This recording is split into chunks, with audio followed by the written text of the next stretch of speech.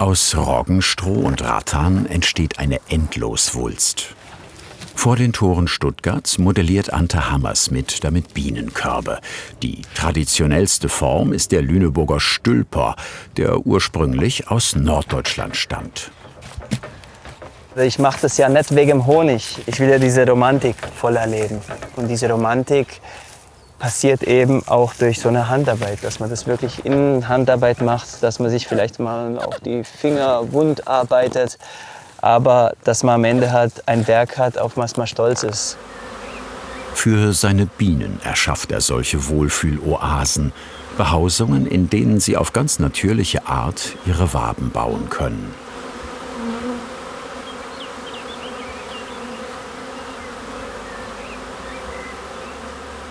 Das Roggenstroh ist schwer zu bekommen. Der Holländer Rob van Hernen hat seine Quellen in den Niederlanden und hilft Ante öfter mit dem speziellen Getreide aus. Die beiden verbindet die Leidenschaft fürs Bienenkorbflechten und der Erhalt dieser jahrhundertealten Tradition. Hey, ja, mein Lieber. Moin. Wie geht's dir? Hey, lange nicht gesehen. Bist gut hergekommen. Ja, war einfache Fahrt. Also das Stroh ist eigentlich bei der ganzen Geschichte das Bottleneck, der Flaschenhals. Weil heutzutage, wenn Stroh gemacht wird, auch Roggenstroh, dann fährt da halt eine große Maschine drüber und zerhäckselt es und man kann mit diesen kleinen Fitzeln keinen Korb flechten.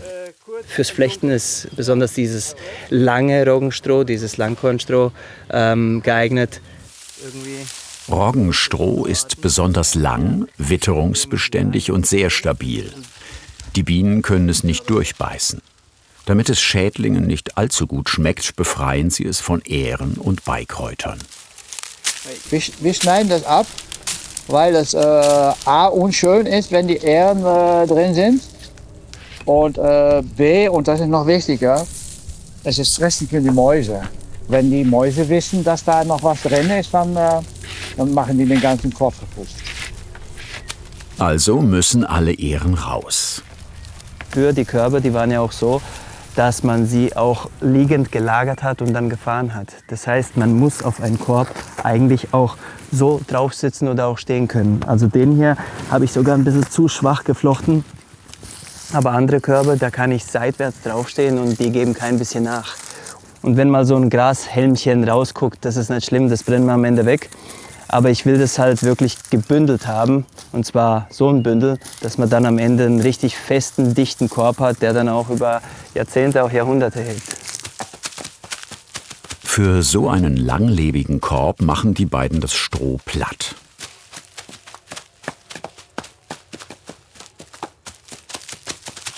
Bei diesem Strohtanz werden die hohlen Halme geschmeidig und lassen sich dann beim Flechten gut biegen. So soll es schließlich durch die Hand gleiten, ohne abzubrechen. Für den Anfang wird jedes Bündel noch mal ordentlich in Wasser eingeweicht.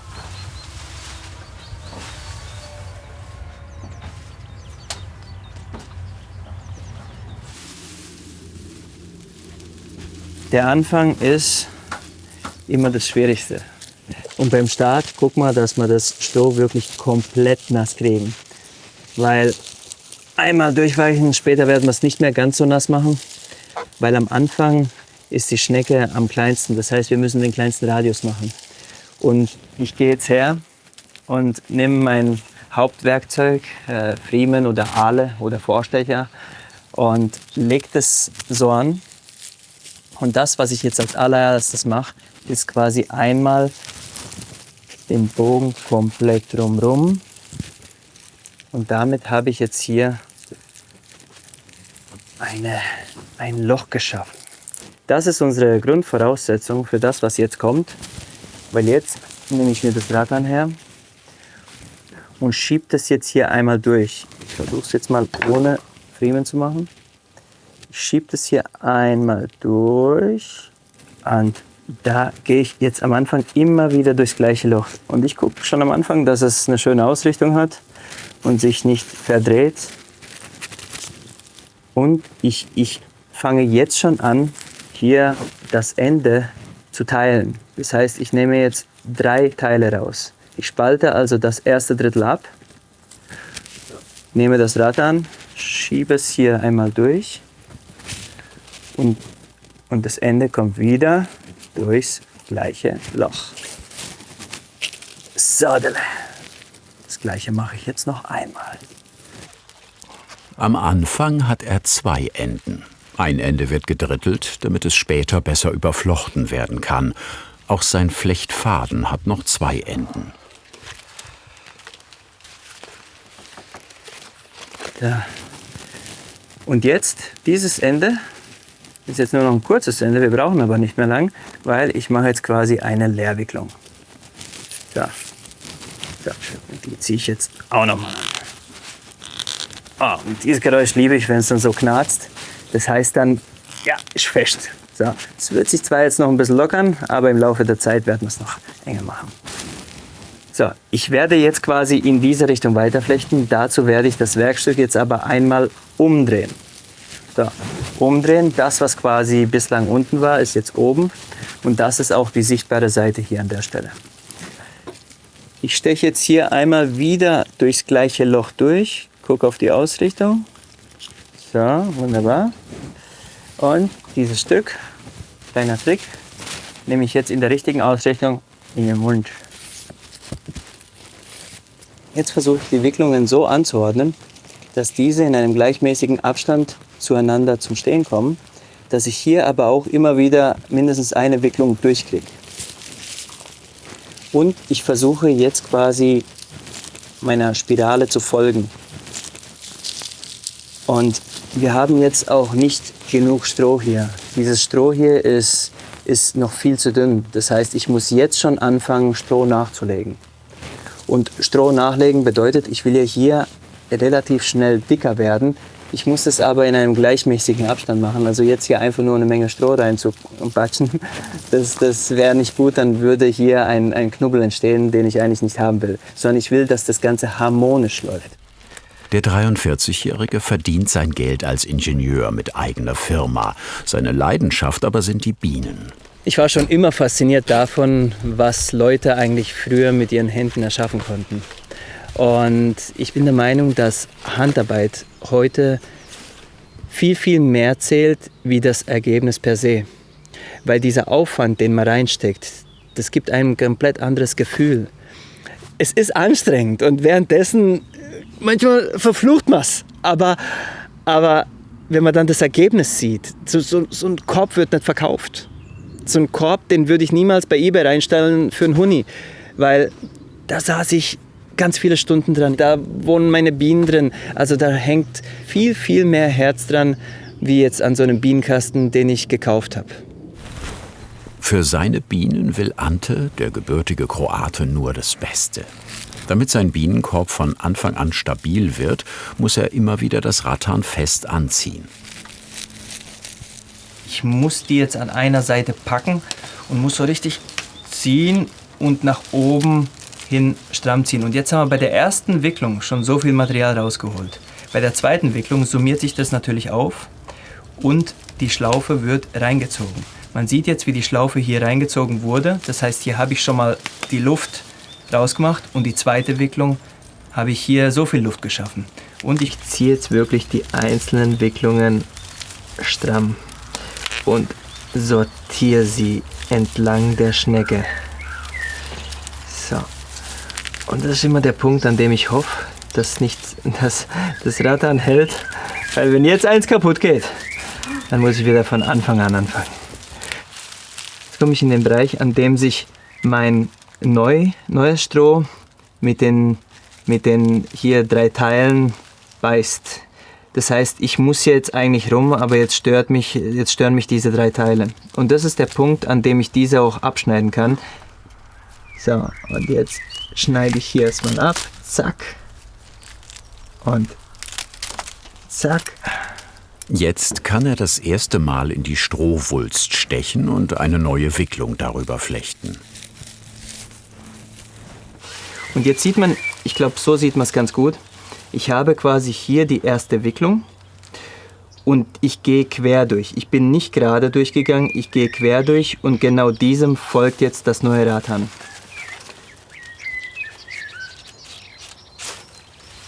So, Und ich gehe hier durch und das Loch gibt mir jetzt die Position aus. Und hier müsste man es jetzt eigentlich ganz gut sehen, dass es hier wie so eine Art X darstellt. Und wenn ich das jetzt festziehe, dann ziehen sich diese Wicklungen gegeneinander fest. So. Der Flechtfaden hier läuft jetzt aus und ich kann jetzt hier den nächsten nicht einfach dran machen. Das heißt, ich muss ihn jetzt erweitern. Das mache ich in der Form, dass ich hier so eine 90-Grad-Biegung reinmache. Ich versuche so durch die letzten 2, eher 3 Wicklungen durchzujagen. Und ich ziehe das dann so an, dass der 90-Grad-Winkel hier mittig auf der Wulst drauf sitzt. Und jetzt hole ich mir hier den nächsten Faden und ich nehme das Ende und mache jetzt genau das Gegenteilige. Das heißt, ich gehe jetzt mit meinem Ende hier durch, lasse es ungefähr so lang, dass so 2 bis 3 Wülste das Ganze wieder umschließen und mache jetzt hier eine 90-Grad-Biegung nach oben und man sieht jetzt hier schön, wie die 2 Fäden ineinander greifen. Auf seiner Wiese bei Winnenden hat Ante die Bienen nicht nur in Bienenkörben untergebracht. Ich habe sowohl Kästen, die vielleicht so ein bisschen anders sind. Das sind sogenannte Einraumbeuten. Da können die Bienen hochbauen, da kann ich aber trotzdem Rähmchen entnehmen. Dann habe ich Baumstämme, also sogenannte Klotzbeuten. Das ist ein ausgehöhlter Baum, so hat man Bienen im Mittelalter gehalten. Dann habe ich auch Exoten wie den Weißenseifener Hängekorb. Das ist nichts anderes wie ein geflochtener Korb, der eigentlich in der Luft hängt. Aber die Bienenkörbe sind tatsächlich meine liebste Art von Bienenbehausung, weil sie zum einen sehr, sehr traditionell sind und zum anderen aber auch die Intimität für die Bienen kombinieren mit ein bisschen Einblick vom Imker. Der Teller des Bienenkorbs ist inzwischen fast fertig. Irgendwann muss er die Befestigung der Wulst verändern. Ich schaue jetzt, dass ich dort einsteche, wo ich meinen nächsten Faden haben möchte, also ungefähr hier. Und jetzt steche ich auch nicht mit 90 Grad zur vorherigen Wulst durch, sondern 90 Grad zu der Wulst, wo ich sie später drin haben möchte. Also einmal in diese Richtung bewegt, dass die Wulst und der Friemen jetzt 90 Grad ergibt. Gleichzeitig muss ich natürlich auch die vorherige Bindung wieder mit reinbeziehen. Das heißt, ich muss auch, wie vorher auch, ein wenig meinen Friemen zur Seite neigen, um dann durchzustechen. Nachdem ich jetzt hier eingestochen habe, sieht man, dass ich genau an der Stelle rausgekommen bin, wo ich eigentlich rauskommen wollte. Das heißt, ich bin hinter dem Bindfaden rausgekommen. Die Richtung hat er jetzt erstmal angedeutet, aber es soll ja ein Korb werden mit Wänden, die nach unten verlaufen.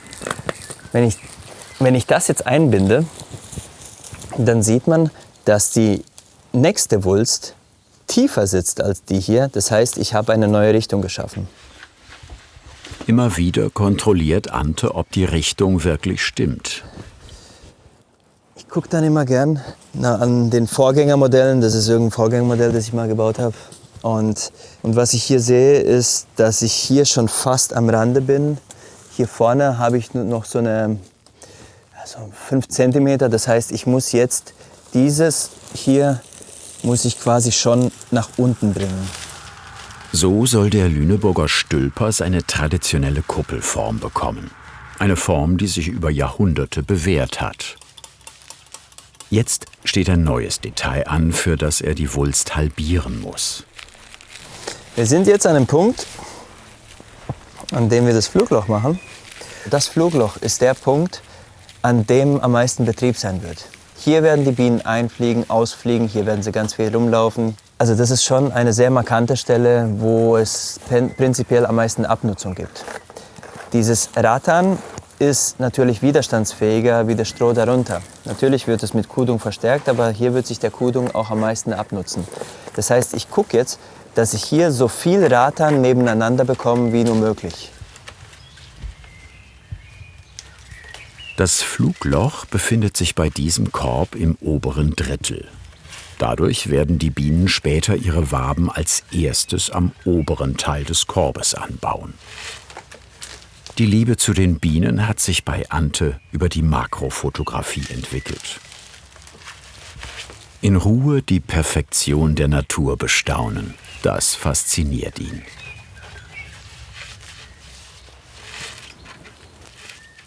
Jawohl, also wir haben jetzt die Endhöhe des Lüneburger Stülp erreicht und jetzt ist es so, dass wir diese Wulst auslaufen lassen müssen. Und zwar so auslaufen lassen, dass es eine gerade Fläche gibt.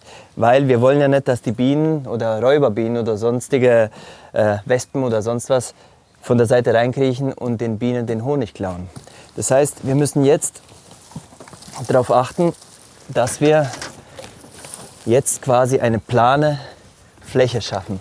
Gleichzeitig ist es aber auch so vom Stich her, dass ich jetzt immer höher gehe im Stich.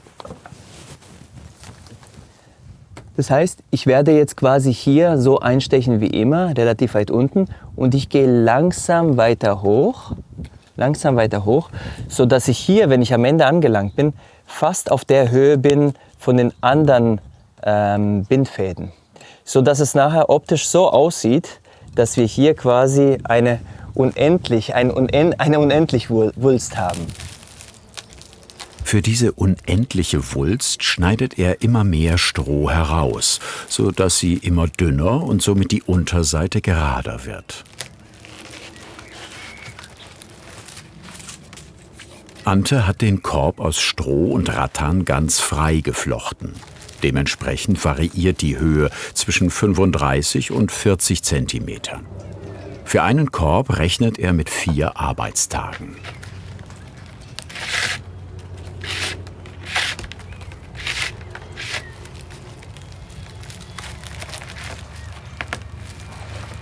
So. Soll es das gewesen sein?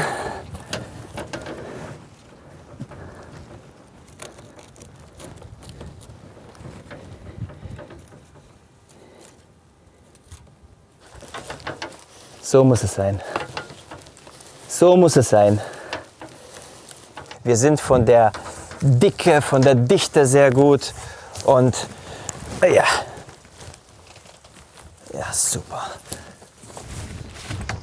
Ist der Korb stabil genug? Wenn er das aushält, passt alles. Etwas feiner ist die Fertigstellung des Fluglochs. Da schneidet er das Stroh ab, das er nicht eingeflochten hat. Das Flugloch ist einfach wie die Eingangstür eines Hauses. Da gehst du rein und da kommst du raus und wenn du das Haus anguckst, dein Blick wird immer irgendwo an die Eingangstür gehen. Also ich bin jetzt so erleichtert, dass das Loch eben so ist, dass ungefähr meine Hand reinpasst und dass die Bienen hier zum einen locker durchpassen, zum anderen aber auch sich toll verteidigen können.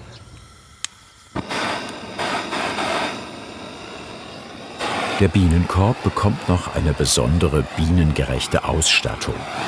Um die anzubringen, müssen außen und innen die abstehenden Strohhalme abgebrannt werden. Sonst könnten sich die Bienen verletzen. Außerdem schmilzt Ante Bienenwachs. Und ich werde jetzt kleine Dreiecke reinkleben, dass die Bienen wissen, wie die Orientierung ist. Weil die suchen Dreiecke, die suchen quasi erst, wo ist der Wachs und gucken, wo ist da eine Kante, an der ich anbauen kann. Und dann bauen die Bienen ihre Waben wunderbar entlang dieser Kante. Damit diese nicht abbrechen, auch nicht beim Hantieren, weil das ist ein Stülper, das ist ein Lüneburger Stülpernkorb, mit dem werde ich hantieren, den werde ich umdrehen, müssen wir den Waben jetzt Stabilität verleihen. Das machen wir, indem wir die Stecken durch den Korb durchstecken, damit der auf der anderen Seite rauskommt, damit die Bienen dann ihre Waben einbauen. Die Streben sind aus hartem Rosenholz oder aus Weide. Sie werden quer zu den Dreiecken aus Bienenwachs verbaut. Hier sollen bald Bienen einziehen.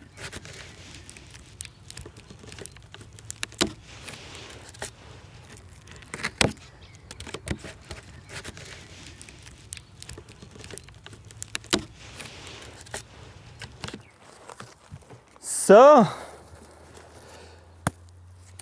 der Lüneburger Stülper ist fertig und jetzt fehlt eigentlich nur noch der Außenanstrich. Den findet Ante auf der Kuhweide in Winnenden bei Bäuerin Anni. Mit ihr geht er auf die Suche nach ganz besonderen Kuhfladen. Wir holen die sogenannte Maibutter rein. Das ist, wenn die Rinder dann zum ersten Mal rausgehen, dieses saftige Gras fressen und eben der Dung dann flüssiger wird, dann ist er geeignet. Es ist so, dass nicht alle Kuhfladen draußen wirklich geeignet sind, weil manche liegen ein bisschen länger, andere liegen kürzer. Der eine ist im Schatten, der andere ist in der Sonne. Und also die Mücken sind tatsächlich mein Indikator. Selbst wenn der Kuhfladen oben schon braun ist oder hart wirkt, solange Mücken drauf sind, ist das ein gutes Zeichen und dann kann ich den ernten.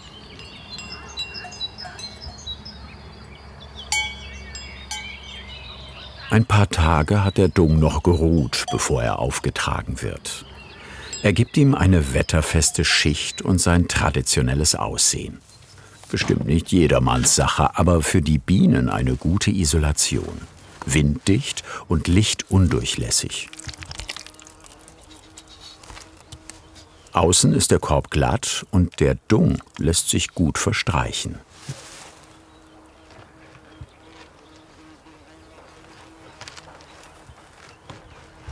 Wir verstopfen jetzt hier die ganzen Ritzen und wir wollen, dass der Korb dicht ist, aber nicht hermetisch dicht.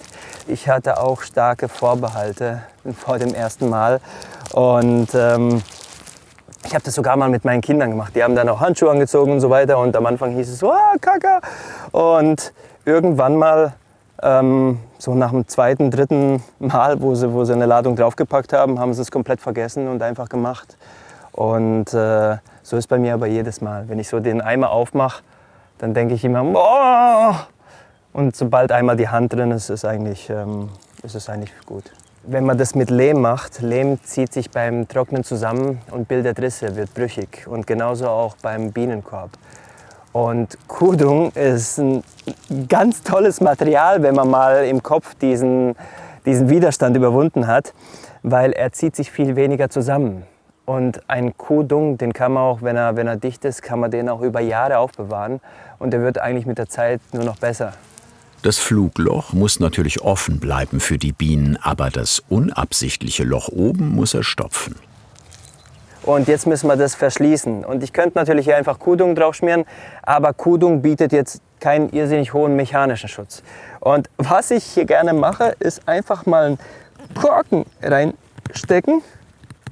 So, das gibt mir einen mechanischen Schutz und den schmiere ich jetzt quasi mit ein mit dem Kuhdung. Und es ist funktional völlig in Ordnung.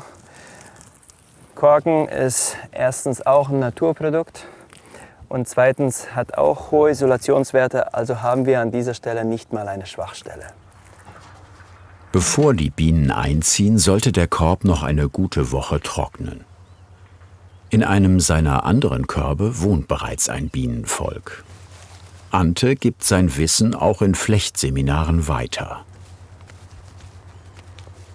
Jedes Bienenvolk, man sagt dazu auch, jeder Bienen hat so seinen eigenen Charakter. Es gibt die Stechlustigen, es gibt die Sanften. Wir haben hier ein ganz sanftes Volk. Das heißt, ich kann den Korb jetzt umdrehen. Die werden sich wahrscheinlich wundern, was da gerade passiert. Vor allem die nach Hause kommenden Bienen werden sich hier versammeln und merken, hier ist irgendwas anders. Also hier wird dann gleich alles voll sein mit Bienen, aber in der Regel werden sie nicht stechen, weil sie eben von der Art her sehr sanftmütig sind.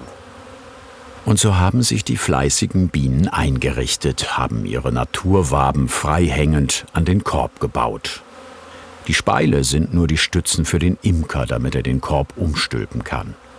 Was jetzt passiert, ist, dass die Bienen hier mehr werden, weil die Bienen, die nach Hause kehren, merken, es ist irgendwas anders. Und die sammeln sich jetzt hier und sind natürlich verwundert, wo ist mein Flugloch, wo ist mein Zuhause, wo ist meine Eingangstür. Und was wir auch schön sehen, ich wünschte, es gäbe Geruchsfernsehen, das riecht so richtig nach Honig, nach Propolis, nach Pollen. Oder was wir hier auch sehen, ist, dass hier die Speile hier noch nicht eingebaut wurden. Die Bienen versuchen so lang wie möglich ihre Waben hochzuziehen, ohne die Speile einzubauen. Aber irgendwann mal bauen sie doch ein und deswegen kann ich mit dem Korb relativ gut in dieser Achse hantieren. Und man sieht jetzt hier auch, die Bienen sind total gechillt. Also ich kann hier meine Hand reinmachen und die wollen gar nichts von mir. Die gehen an mir vorbei, die wollen einfach nur nach Hause. Die sind wahrscheinlich voll beladen jetzt mit Nektar Und die könnten mich jetzt auch gar nicht stechen. Die aber drin sind, die könnten, wollen sie aber gerade gar nicht. Also die sind gerade gechillt. Wenn ich jetzt mal so ein bisschen die Wabe zur Seite mache, also man sieht auch, die Waben, das ist ja warm da drin. Das Wachs ist weich. Ich kann das Wachs hier bewegen und die Bienen brauchen das auch, weil die Bienen kommunizieren in der Dunkelheit über Geruch, Pheromone, aber auch über Vibration. Die Bienen haben es in einem Korb leichter, die Temperatur und die Feuchtigkeit, also das Mikroklima, konstant zu halten. Die Temperatur liegt bei etwa 35 Grad und die Luftfeuchtigkeit bei 50%. Das atmungsaktive Stroh und die Form des Korbes sorgen für Luft- und Feuchtigkeitsaustausch. Ich würde sagen, wir machen die Bienen wieder zu. Mit zu meine ich stelle den Korb wieder auf, gucke, dass ich keine Biene quetsche. Und jetzt geht's los hier. Und jetzt kommen alle die rein, die sich hier angesammelt haben. Das ist wie nach einem Stau, wenn dann die Polizei plötzlich die Autobahn öffnet, dann fahren alle wieder los. Und das ist auch wieder ganz toll. Die laufen übereinander und wollen einfach nur rein. Und wir haben es gesehen, innerhalb von wenigen Sekunden ist hier wieder nichts los. Damit die Bienen sicher sind und keine tierischen Räuber in den Korb kriechen, dichtet Ante den Korb nach unten mit einem Seil ab. Nach einer Woche ist der Korb getrocknet und die Bienen können bald einziehen. Aber so ein neuer Korb hat seine Tücken und Ante seine Tricks. So, das ist ja jetzt eine komplett neue Behausung. Und diese neue Behausung riecht noch nicht nach Biene. Also wäre das ein alter Korb, dann würden die Bienen den viel, viel leichter annehmen wie jetzt ein komplett neuer Korb. Und da ich jetzt hier auch keine alten Waben reingehangen habe, muss ich den Bienen so ein bisschen Gefühl von Heimat geben. Und dazu eignet sich eigentlich diese Pflanze, das ist Zitronenmelisse.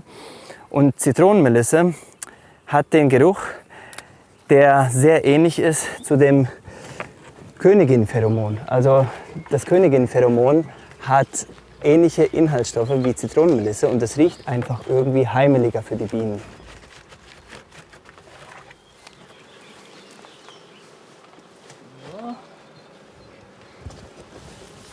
Was ich auch gemacht habe, ich habe diese Plattform hier ein wenig schräg angestellt, weil Bienen wollen von Natur aus nach oben laufen und zweitens ins Dunkel.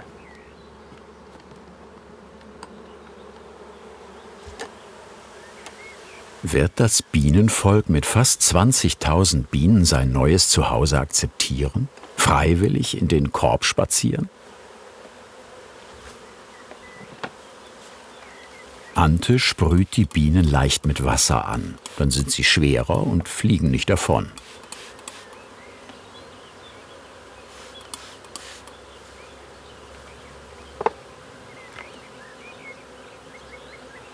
So.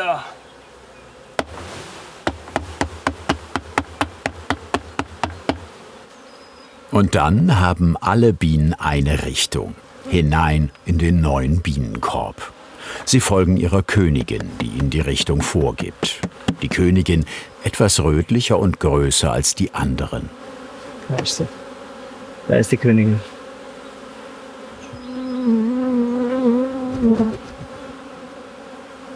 Sie zieht ein.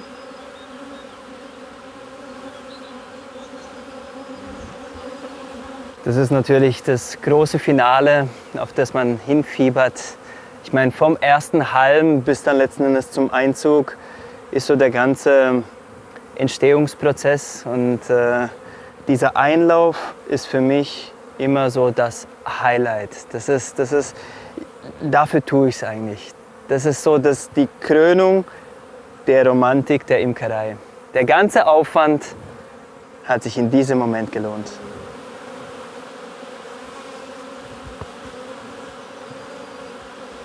Hat dir diese Handwerkskunst gefallen? Dann schreib uns deine Meinung zum Film in die Kommentare. Und nicht vergessen, Kanal abonnieren.